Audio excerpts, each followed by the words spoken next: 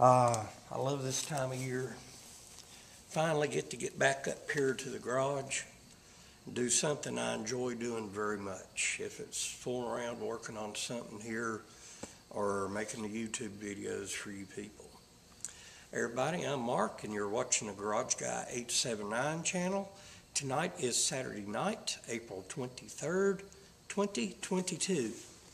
And this video is about a firearm I have not seen in person for 10 years. The last time I saw one in a local gun shop was 2012.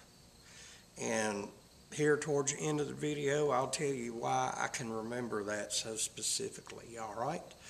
This, my friends, in this box is the Taurus Model 82 Revolver, 6 shots. And it is 38 special, and it is 38 special plus P capable. So we're going to get right down to it real quick here. We're going to take this right over here, put it on the bench under the bright light, and I'm going to give you good people a closer look at it, all right? And then after we do all that, I'll come back out here and we'll talk some more. Catch you in a second.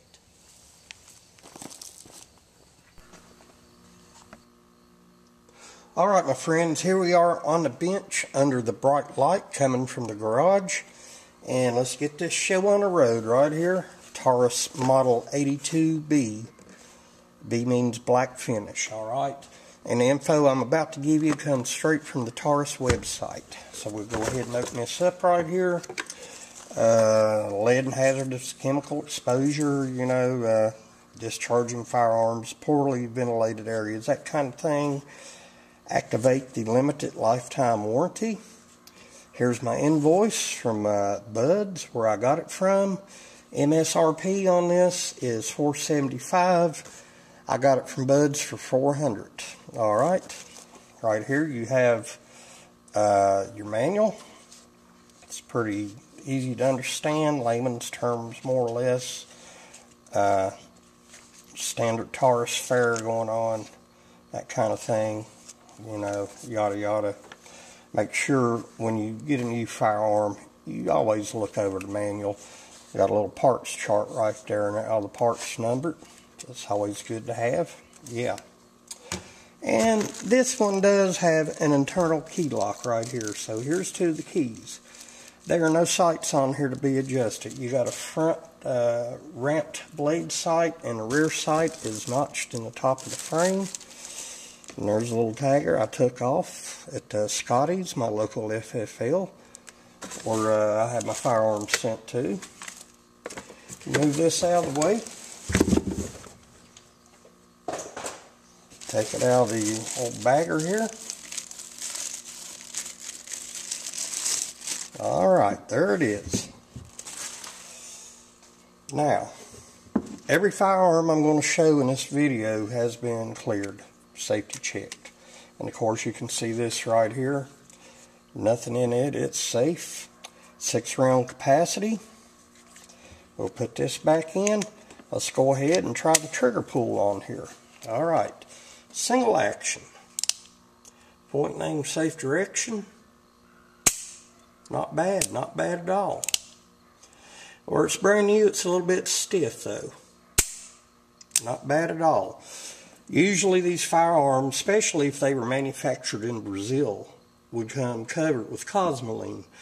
And being on those cargo ships, you know, that moisture and saltwater air can really cause some corrosion on firearms, and it doesn't take that long for it to happen sometimes. Now, we got double action. Yeah. Just like the trigger on my 856. Very similar. Of course, like I said, it does have the internal key lock right here. You do have the transfer bar safety in there. Let's see if we get a look at that. Oh well. And of course, there's the line of sight right there.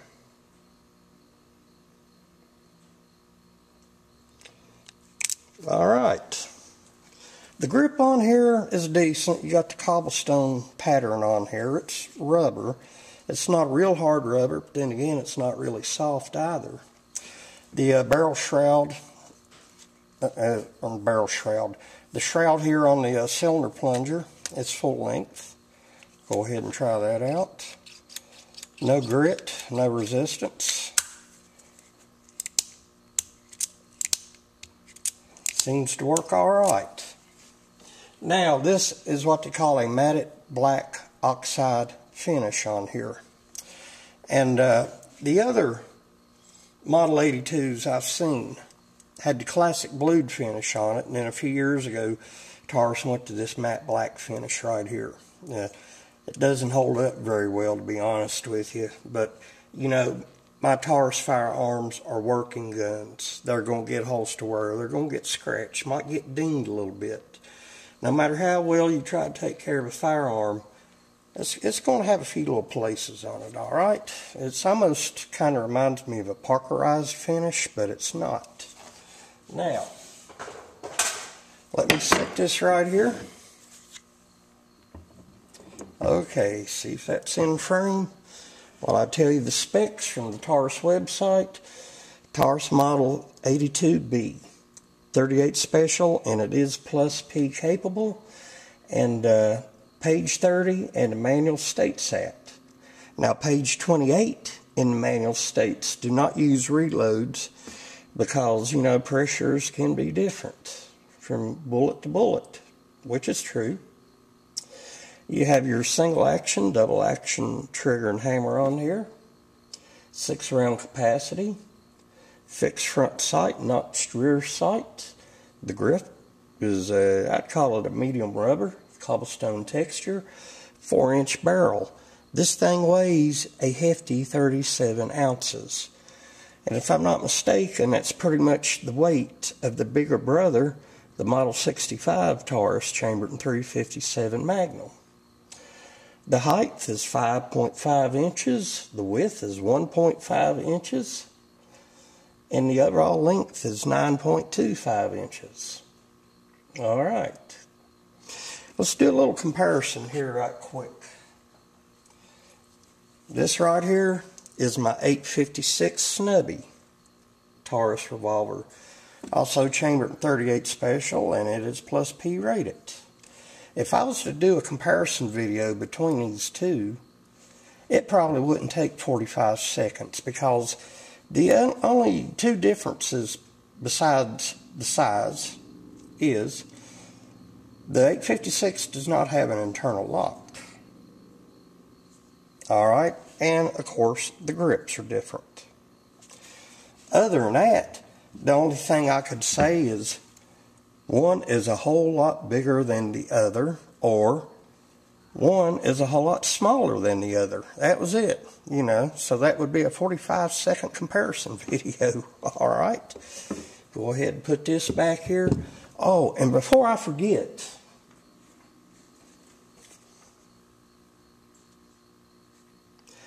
hello, Scotsman. Now we got that out of the way. Okay. Model 65, right here we are. Now this is my pre-81 Model 65. I don't have the modern day 65, but I hold these both in hand, and this right here feels like it's heavier than this. Okay? Pretty much the same size. The only difference is, of course, this has no internal lock. And finish, you know, cosmetic differences. But the only difference, this is .357 Magnum, this is .38 special, and the cylinder on this is just probably a tad longer to accommodate the .357 Magnum round. This here only accommodates .38 special. But I tell you what, I'm really looking forward to getting out and putting the first shots through this right here. I mean, I find it comparable to the Smith & Wesson Model 64-7 that I had a while back.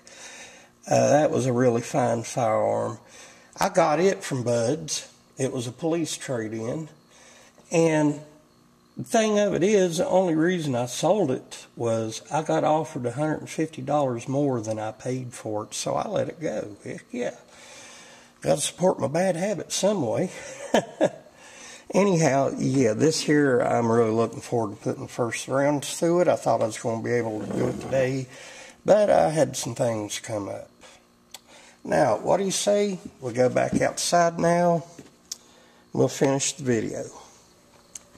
Okay, my friends, what do you say we go ahead and we wrap this up real quick, all right? I mentioned at the first of the video, I hadn't seen one of these in person or even advertised on an online gun sale website for 10 years, 2012. And I can remember that very vividly because back in, I had a bad experience with a Taurus revolver. It was the PT, no, not the PT, what was that? Oh, the Protector Poly, model 605, chambered in .357 Magnum. I first got it for a couple of weeks. That was the sweetest revolver ever. Then all heck broke loose with it, had all kinds of problems. Sent it back to Taurus, and I had it back within 2 weeks. They fixed it. But the hammer and trigger action was so horrendous on it. Follow-up shots, especially in double action, were impossible, okay? And I just got so frustrated with it, I got rid of it. Actually, the day I got rid of it, I went into a local gun shop that used to be here in town. They've moved on to Abingdon, Virginia now. Anyhow, that day I took it back. They had a Taurus Model 82, the classic blued finish, and remember, this was 2012. I didn't even want to look at another Taurus revolver at that time. That's why I didn't pick up the 82 back in. Kind of wished I had, but you know, I'm more patient about things now, and over this past 10 years, I've learned a lot more about firearms. One bad one doesn't mean they're all bad, but I'll never have another polymer frame Taurus revolver. That's not going to happen. Now, when I was doing research on these modern versions here with the matte black finish, I searched all over YouTube, and the only videos I found were of the older models. They either had the matte stainless finish or the classic blued finish. Actually, I only come across 2 videos of this modern version right here. One of them was a gentleman named David Wilhelm, and he spent the first half of that video talking about a broken camera tripod. And then the second half, he talked about how he got it and wanted his wife to use it. He'd got it for her. Now the second one, I should have expected this, I should have known, was my good buddy Greg Newton at the LineQuest Fitness channel. He did a comparison video with his Model 82 and I believe maybe a Model 10 Smith revolver, Model 10 maybe. But I should have known Greg had something about it on his channel. Greg, thank you very much for that great video. Some good information on there. Greg said one day he'd shoot the Smith & Wesson better. The next day he would shoot the Taurus better. And he actually said that Taurus revolver had a smoother trigger than that Smith. But he also told me that since then he let his 82 go. But right here, Greg, if you're ever up this way and want to shoot an 82 again, you're more than welcome, my friend. But yeah, this thing's got a nice balance to it, nice feel, nice line of sight. Just, man, that's nice. I like it, really do. Yeah, like it. Heck yeah. Good stuff, as my buddy Scott says. Good stuff. All right. Well, listen, my friends, I hope to have the shooting video up by next weekend. Me and my buddy Joe's going to take the first shots with it over at his place. And I hope you'll hit the like button.